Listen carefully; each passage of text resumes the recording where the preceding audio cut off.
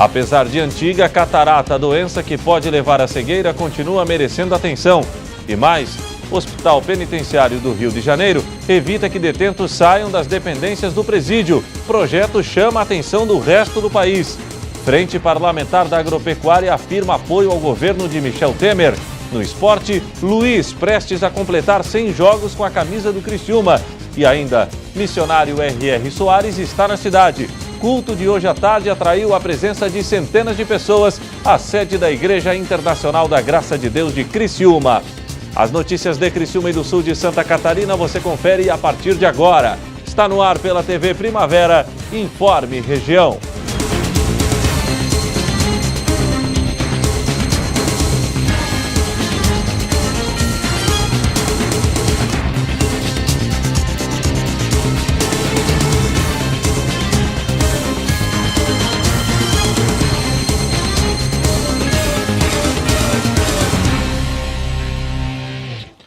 Hoje, quinta-feira, 14 de julho de 2016. Para você que sintoniza a tela da TV Primavera, uma boa noite.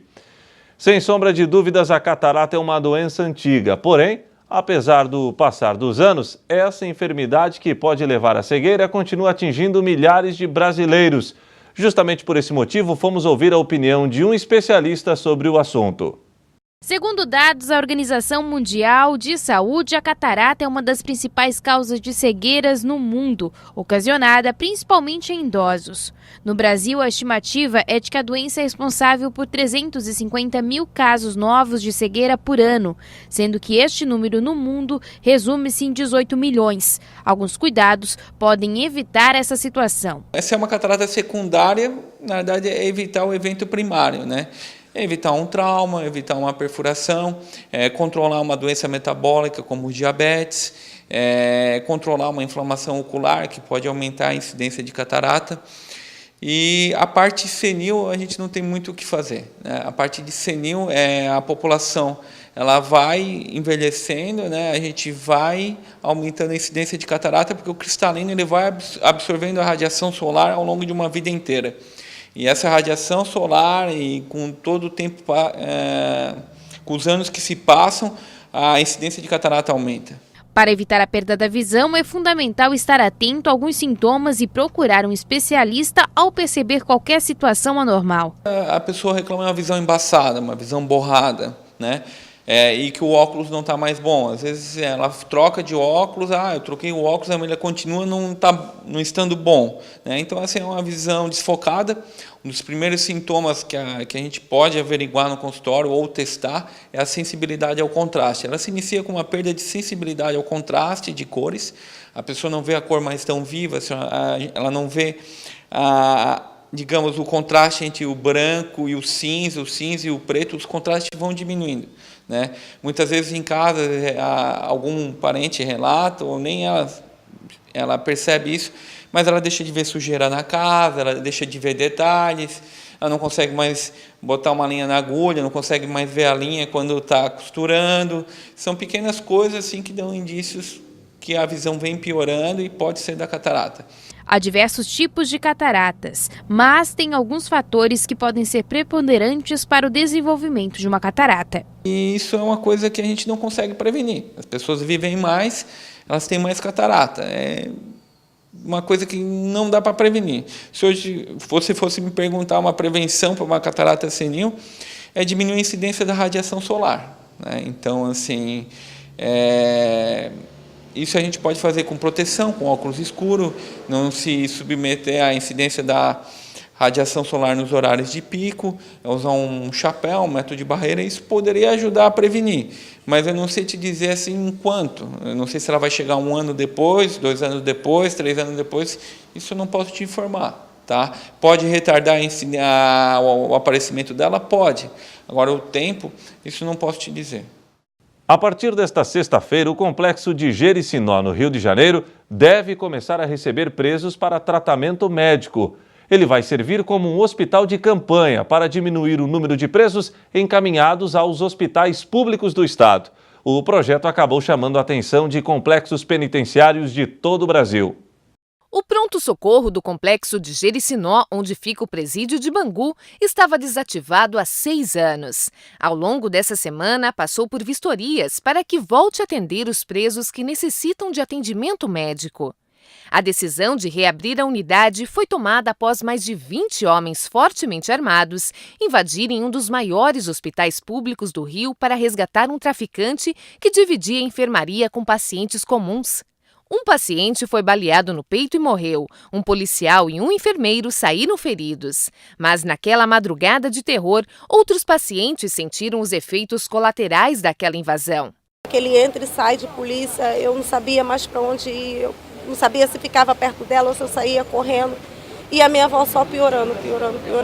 Se você tem uma pessoa, um idoso, numa idade avançada, você não vai pegar ele e colocar ele num lugar de tumulto, num lugar de confusão. Entendeu? Eu acho que o hospital não é um lugar disso. Não é um local para isso. Se você vai para o hospital, você vai para o hospital para se tratar, para se cuidar. Você não vai para o hospital para bater desespero. Ela não aguentou, aconteceu isso, ela não resistiu, entendeu? E veio a falecer. A unidade do complexo de Jericinó será um hospital de campanha com capacidade para atender 40 detentos. Aqueles em estado grave vão continuar sendo encaminhados aos hospitais públicos. Esse momento que a gente vai fazer aqui, trazer para cá pacientes custodiados, que estejam em pós-operatório ou que já tenham sido atendidos, que não precisam realizar uma cirurgia. Se eles precisarem de uma cirurgia, a cirurgia vai ser marcada e eles vão ser novamente removidos a um hospital para poder voltar. A questão do centro cirúrgico é uma questão que a gente vai resolver no médio e longo prazo, com um projeto que já existe antigo, para que esse hospital tenha capacidade de centro cirúrgico e de CTI. Qualquer pessoa, estando presa ou em liberdade, um acidente grave, eles são levados para a primeira unidade de saúde, mais próxima. Se ele não tiver condições de ser transferido, independe se está preso ou em liberdade, ele não é transferido. É uma alternativa para diminuir o número de pacientes que estão sob custódia e permanecem internados ao lado de pacientes comuns. 40 e poucas vagas para nós ajuda, né? Obviamente que o ideal era trazer definitivamente, mas eu acho que é um primeiro passo para uma grande solução. O que não dá mais é para ficar como hoje, nós temos 56 custodiados em todo o estado e estamos com 148 policiais fazendo a custódia de presos. É uma conta muito pesada para se resolver. Esses 56 custodiados que existe nas nossas unidades hoje, tem uma grande quantidade que já poderia estar vindo para cá. É isso que a gente vai trabalhar no primeiro momento. Ninguém consegue, de um dia para a noite, construir uma unidade hospitalar para que faça resolver esse problema de anos.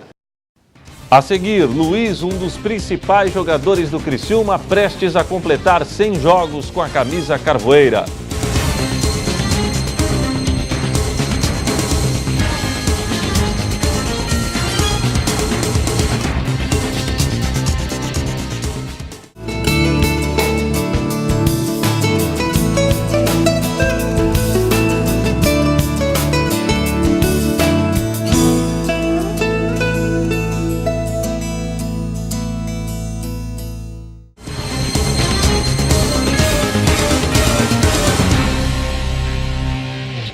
A Frente Parlamentar da Agropecuária reafirmou o apoio ao presidente em exercício Michel Temer.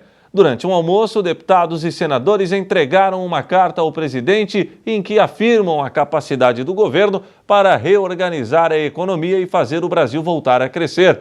Foi a primeira vez que o presidente da República participou de um almoço na sede da entidade. 220 deputados e 23 senadores, cerca de 40% dos parlamentares do Congresso Nacional, a Frente Parlamentar da Agropecuária, que representa no Poder Legislativo o setor responsável por mais de 20% do Produto Interno Bruto e que emprega 1 em cada 4 brasileiros, se reuniu com Michel Temer para reafirmar o apoio à gestão do presidente em exercício. O deputado que preside a Frente Parlamentar classificou o encontro como histórico. Nós precisamos ter um ministério de primeiro escalão. O ministro da Agricultura até então não foi um ministério de primeiro escalão, até hoje na história do Brasil. E não há oportunidade melhor, presidente, que nós estamos vivendo hoje, para esse país caminhar pelo agronegócio. O peso que o ministro Blair Maggi tem hoje realmente pode marcar uma divisão forte no setor do agronegócio. Nós estamos confiando muito no ministro Blair Maggi, mas estamos confiando nele porque eu sei que o senhor vai dar Ele também todas as prerrogativas para que o Ministério da Agricultura seja aquele ministério que nós sonhamos, que é o Ministério de Primeiro Escalão. No encontro, os congressistas da Frente Parlamentar Agropecuária apresentaram uma carta de apoio a Michel Temer, em que afirmam acreditar na capacidade do governo de reorganizar a economia para recuperar a confiança e os investimentos e retomar o crescimento. Pontos considerados estratégicos para o setor, como a questão da compra de terras por estrangeiros, a regularização fundiária e a demarcação de terras indígenas, foram debatidos com o presidente. Michel Temer afirmou que a segurança jurídica é fundamental para que haja condições para os investimentos no país e disse que o governo estuda a questão da demarcação das terras indígenas e que a ideia é garantir o bem-estar social dos povos indígenas. O tema da segurança jurídica é fundamental. Não há um instante no nosso país que eu não receba empresários da mais variada área, seja do país ou estrangeiros, que querem saber qual é a segurança contratual que existe. Eu não tenho a menor dúvida de que é fundamental a segurança contratual e a segurança jurídica em geral. Nós vamos tomar conta disso. Nós vamos tentar solucionar esse problema. E quando eu digo isso, não é para agredir a nação indígena. Ao contrário, é mais uma vez para dar estabilidade social ao país. Michel Temer destacou a importância do setor e diz que a agropecuária tem ajudado a garantir certa estabilidade econômica ao país.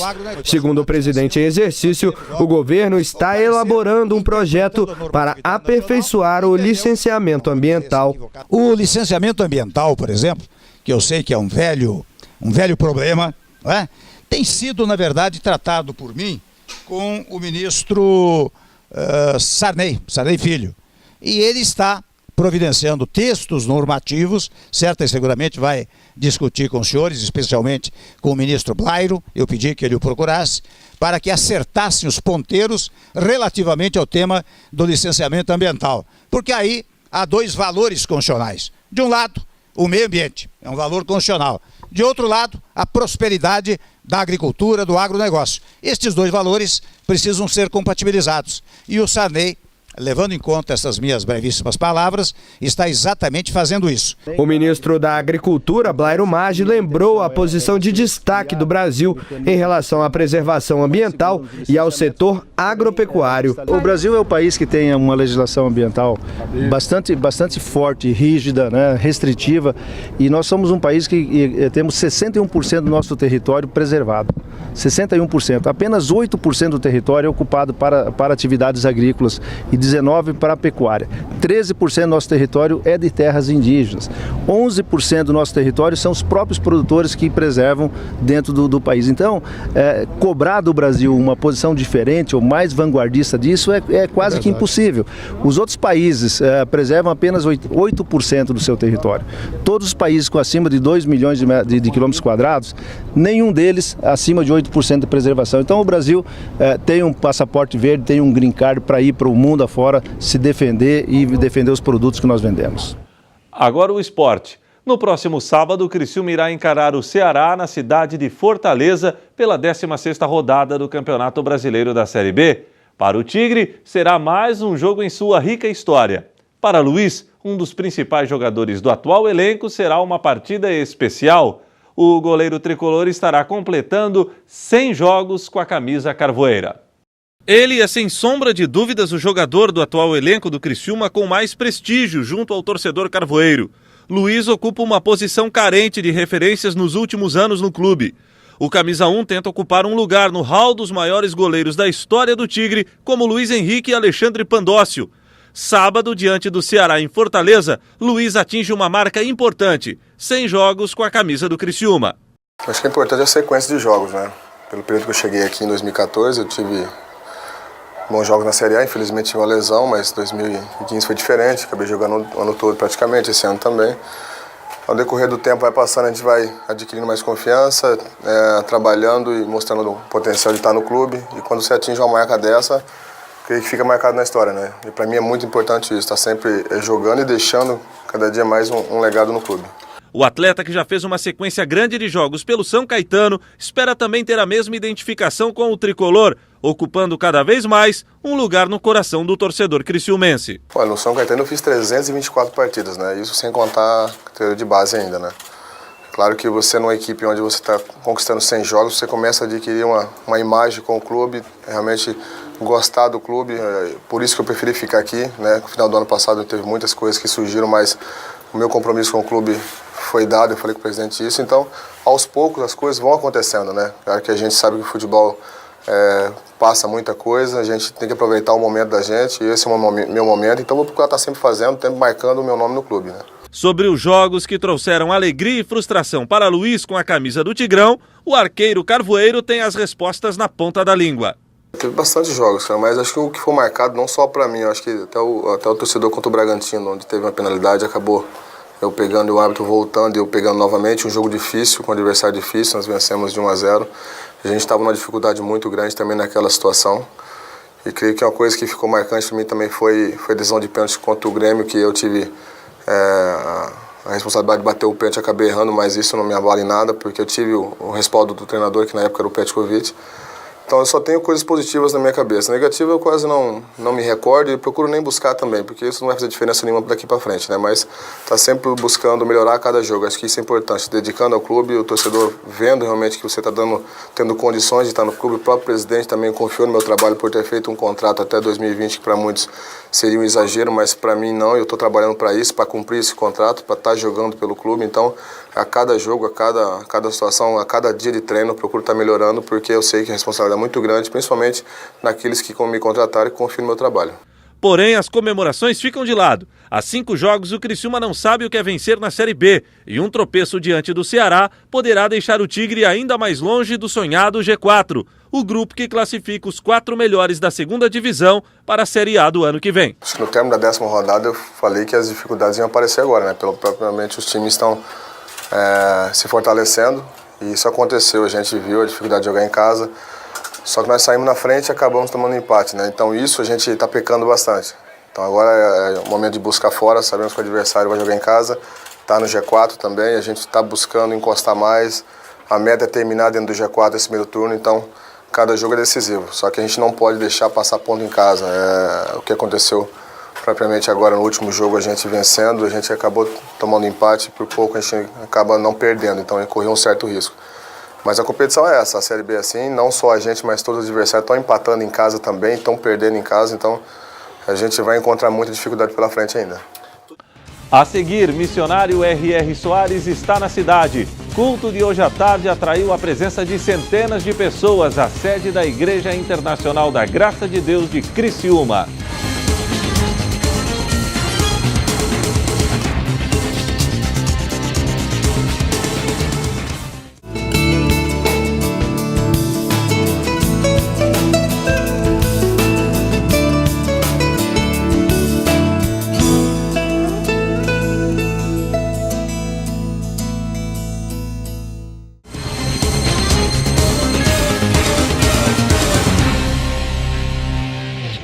E hoje está sendo um dia especial para a comunidade evangélica do sul do estado de Santa Catarina.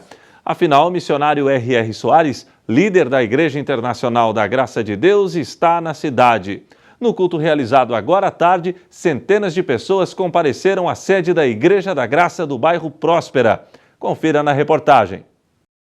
A abertura do culto das 2h da tarde foi feita pela cantora Bruna Olli. Na sequência, Tiago Pérez assumiu o altar, passou o evangelho e também louvou com o povo criciumense.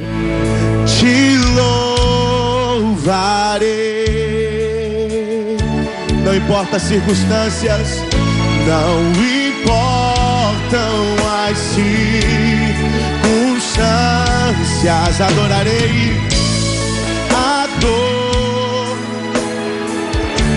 Somente a ti, Jesus, declare isso. Somente a ti, Jesus.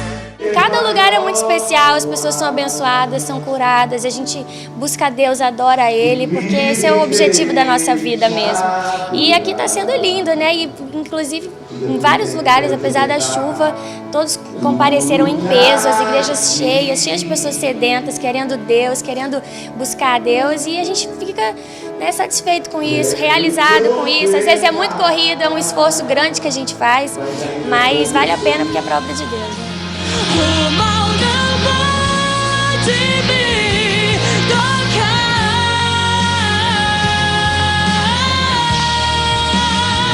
Essa trajetória foi muito legal, por quê? Porque a gente está indo tudo na presença de Deus, mas também tudo sempre com carro, né? Então demora um pouquinho mais, mas é aquele momento que você está dentro do carro preparando a palavra, podendo aprender mais com o missionário. Depois daqui de Criciúma nós vamos para Porto Alegre, e quem conhece sabe que é uma distância muito, muito grande, mas eu sei que Deus também vai abençoar muito. É uma aventura, mas uma aventura muito gostosa, porque é na presença de Deus.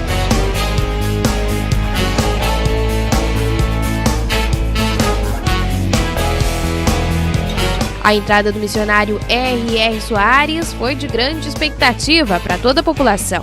Nós estamos animados, né? Temos a certeza que vai ser muitas bênçãos, muitos milagres. É uma visitação. Me lembra a palavra que quando Jesus passou, muitas pessoas eram curadas. Eu acho que a passagem do missionário aqui em Criciúma também vai ser da mesma maneira. Você será cumprida. Eu creio que vai ser bênção, né? Porque aonde o missionário passa, né? É um show, né? Um show de milagre. Creio que Deus vai operar grandiosamente. Nós temos orado para que hoje venha ser chuva, não só chuva, né? Mas de milagre mesmo, né? E eu creio que vai ser bênção de Deus, em nome de Jesus. A expectativa é a melhor possível, né? Visto que o nosso missionário já tem um pouco mais de 3 anos, né? Que não vem a Criciúma. E hoje estamos recebendo ele de braços abertos aqui e esperando todos receber a bênção vindo da parte de Deus sobre a vida de todos nós. O missionário iniciou a pregação por volta das 3 horas da tarde e deixou muitas pessoas emocionadas com a palavra. Deus, lendo o livro Curar Enfermos e Expulsar Demônios, ele começou a tocar no meu coração. No início do livro, chegou por um texto do livro, eu não conseguia ler 3 páginas. Meus olhos borravam de tanta lágrima. Ficava impossível enxergar. Eu parava e dizia: Deus, não faça isso comigo. Era como se ele dissesse: é isso que eu quero que você faça. Se levante, vá pregar, cure o enfermo, expulse o demônio.